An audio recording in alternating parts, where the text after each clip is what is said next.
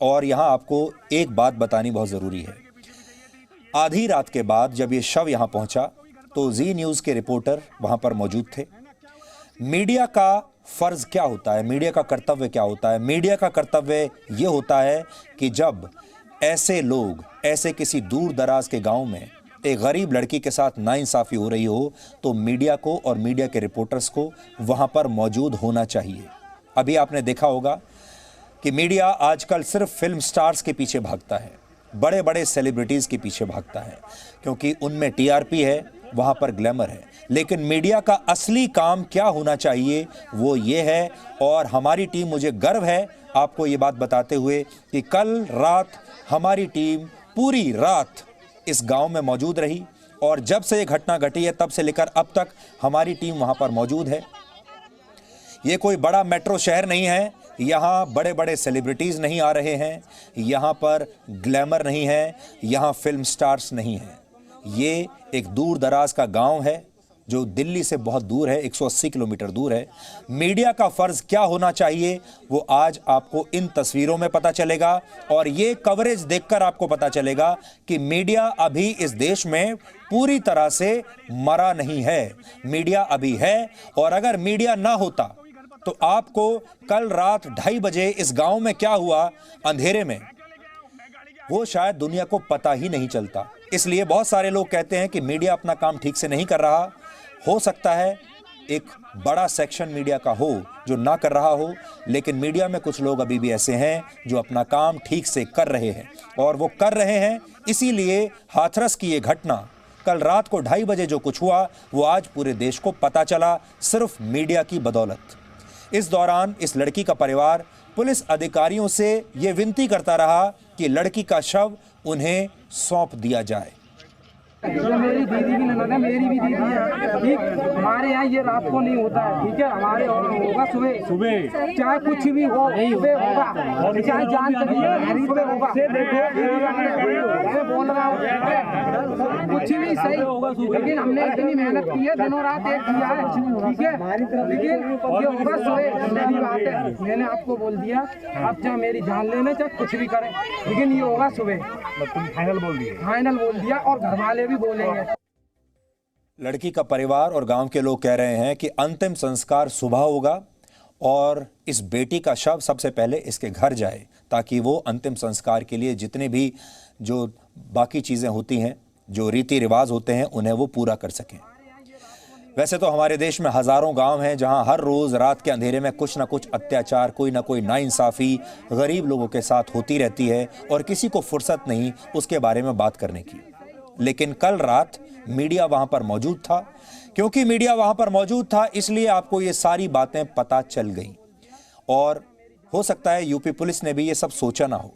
ये सब इसलिए हो रहा था क्योंकि गांव वालों को ये पहले ही शक हो गया था कि पुलिस शव को लड़की के घर ले जाने के बजाय कहीं और लेकर जा रही है। इसके बाद पुलिस का एक अधिकारी ये भीड़ को समझाता है कि लड़की का अंतिम संस्कार अभी के अभी करने दिया जाए, यानी ये संस्कार अभी होगा, रात के अंधेरे में, सुबह तक का इंतजार नहीं किया जाएगा। लेकिन लड़की का परिवार और उसके रिश्तेदार इसके लिए तैयार नहीं हुए। हम 3 दिन से भूखे प्यासे नहीं करा तो तुम भूखे प्यासे नहीं हो ना सर। आप ऐसे नहीं बोल सकते। सभी लोग भूखे प्यासे हैं, सभी भूखे प्यासे हैं। उन्होंने 15 दिन से कुछ, सभी लोग भूखे प्यासे हैं ना। तुम भी बात है ना, सभी लोग सर यहाँ भूख प्यास की बात नहीं आ रही है, सभी लोग है ना। एक विषम परिस्थिति है, विषम परिस्थिति का विषम परिस्थिति तरीके से निस्तारण होना चाहिए। तो ये विषम परिस्थिति में भूख प्यास नहीं लगती है। अरे विषम परिस्थिति है ना, सब लोग तुम्हारे लिए खड़े हैं ना जी, सब लोग तुम्हारे खड़े हैं। बैठ करके बात करो, बात करके कोई इसका रास्ता निकालो, रास्ता निकाल को ये देखो कि साहब बिटिया का दाह संस्कार हो जाए।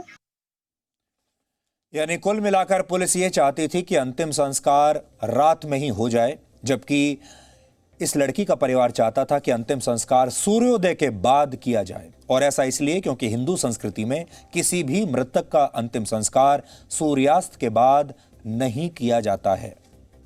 चलो सब लगा दो, लगा दो, जाओ लगा दीजिए। आपके हाथ में लगा दो, फेंक दो, मिट्टी को ले आके फेंक दो, लगा दो, चलो चलो चलिए। क्यों किसी और की नहीं थी ना, बहन नहीं थी ना हमारी। क्या पता चलता तुम लोगों को? फेंक दो मिट्टी को, जाओ चलो अंदर, तो कोई नहीं जाएगा। देखेंगे आपको, देखेंगे आप। अभी जाओ, अभी जाओ, अभी आपके पास तो सब तो होंगे ना, ऊपर से आते होंगे, तो जाओ आप लोग। इसका मतलब ये हुआ कि ये बेटी जब तक जिंदा रही इस पर अत्याचार होता रहा, कोई बचाने के लिए नहीं आया। फिर इसे बुरी तरह से घायल किया गया, अस्पताल में इलाज नहीं मिला और फिर कुछ दिनों के बाद इसकी मौत हो गई। और मौत के बाद भी इसे सम्मानजनक अंतिम संस्कार नहीं दिया गया, यानी आखिरी विदाई भी सम्मानजनक तरीके से नहीं हुई। जब गांव वाले पुलिस अधिकारियों को कहते हैं कि अंतिम संस्कार रात में नहीं किया जाता, तो एक पुलिस अधिकारी उनको ये जवाब देता है कि ऐसा कहीं नहीं लिखा है। गांव वालों को समझाने के लिए हाथरस के डीएम भी मौके पर पहुंच गए। उन्होंने जो दलील दी वो आपको और भी आज हैरान कर देगी। उन्होंने कहा कि वो राजस्थान के हैं और उनके यहां अगर अंतिम संस्कार जल्द ना किया जाए तो आत्मा भटकने लगती है। ऐसा हाथरस के डीएम कह रहे हैं, आप भी सुनिए। हमारे यहाँ राजस्थान में जैसा मानते हैं कि भाई जो भी कोई डेथ हो जाती है तो तुरंत उसका दाह संस्कार करना चाहिए, वरना उसकी आत्मा भटकती है। अब मुझे नहीं पता कि आप लोग क्या सोचते हैं, क्या करते हो। ऐसा कहीं नहीं लिखा है कि दाह संस्कार सब सुबह ही होगा। समाज में नहीं होता सर। तुम अच्छा, मैं किस समाज को पता है तुम्हें? नहीं, मुझे बोलो ना, मुझे नहीं। मैं किस समाज को पता है? नहीं। तो फिर तुम क्यों बोलो? सर तुमसे ज्यादा पढ़ा लिखा, ज्यादा आप पढ़े लिखे ज्यादा पढ़ा लिखा कम से कम, ठीक है ना? जी जी।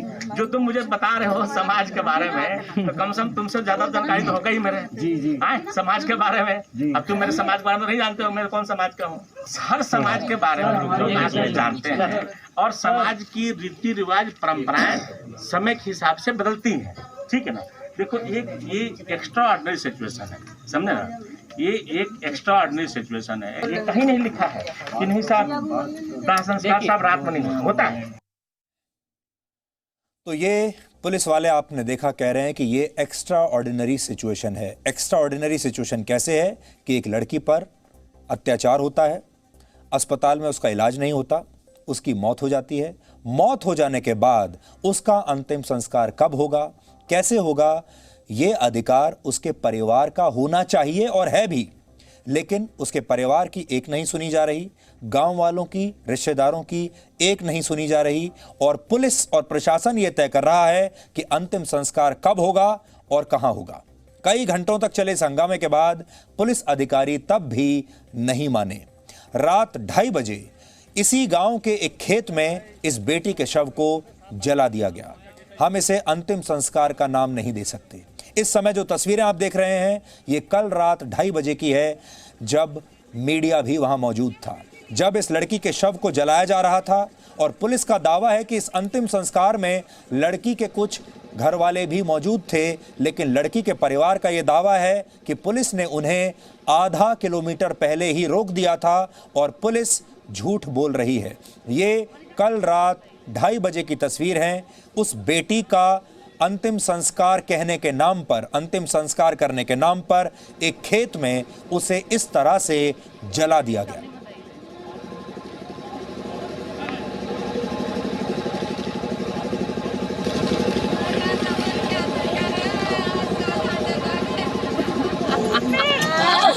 कैसे सफर करे भैया, आज काम में इतनी हिम्मत है, मैं जोली में कोई भीख डाल सके तो कोई माँ को लाल है। इनमें से कौन ने अपनी माँ की कोख से जन्म लो है? कोई इतनी सी भीख डाल सकता